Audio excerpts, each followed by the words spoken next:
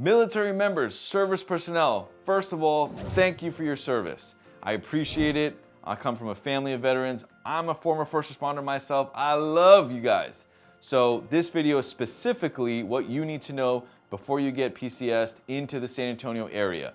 Very good information. I'm trained with the Cavalry Group, brokered by Real.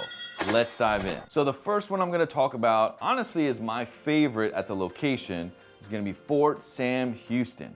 That base is pretty much dead smack in the middle of a little bit north of downtown, a little bit closer to the east side. So Fort Sam is circled around the Pearl area.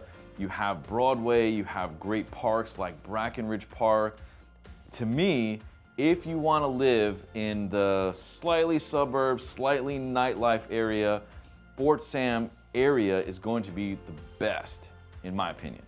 There's so much to do. So if you want access to SAMC, Fort Sam, which is very close together, the central, east, or north part of the area is going to be the best. Now the con to that is it's very expensive. If you're looking at the whole city and you want to live in that area, it is going to be higher rents, it's going to be higher house prices. Another con about living in the Fort Sam area is the congestion. You have your downtown normal congestion, and there isn't a lot of your traditional Targets, TJ Maxx, wherever you like to shop in that area because it's an older part of the city. The second base we're going to talk about is Lackland Air Force Base. Now, Lackland actually has two locations that are pretty close and pretty similar. I think the second location is an annex on the Highway 90 410 area.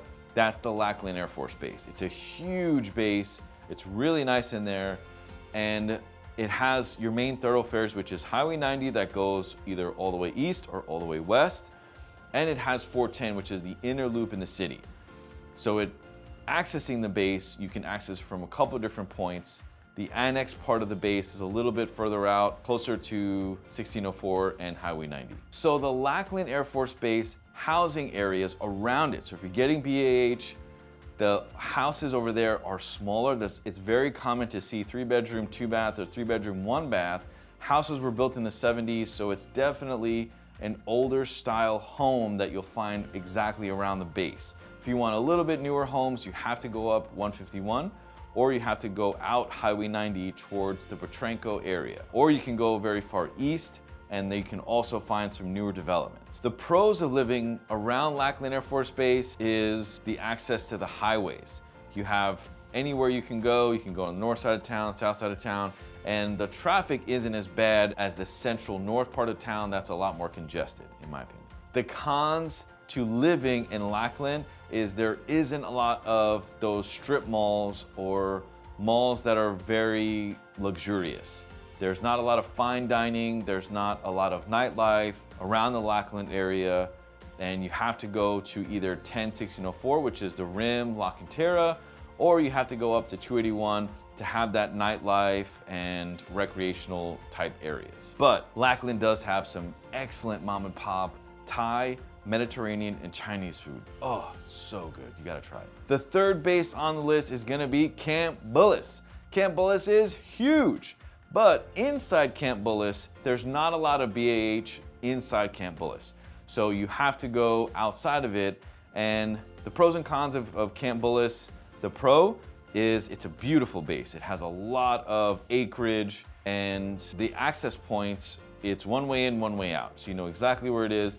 The con is there's not a lot of housing that goes all the way up. It's called Northwest Military, which access Camp Bullis. And it does get very congested in the mornings and also in the evenings. Around Camp Bullis is very expensive. Those neighborhoods, they can start from 400,000 to 500,000 around the Camp Bullis area, and you are further away from downtown, but the pro is inside the entrances to Northwest Military and 1604. You have plenty of shopping strips, plenty of dining, plenty of amenities. So that's really good, where you can pretty much do anywhere, and the schools in that district are highly, highly rated. The fourth base is gonna be Randolph Joint Base San Antonio. Houses different branches in there, and that is very centered on the main thoroughfares. You have 1604, you have 35, and you have I-10.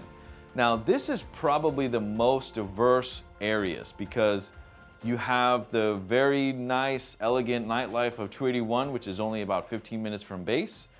And you have a lot of affordable suburbs in that area, and you have luxurious suburbs in that area.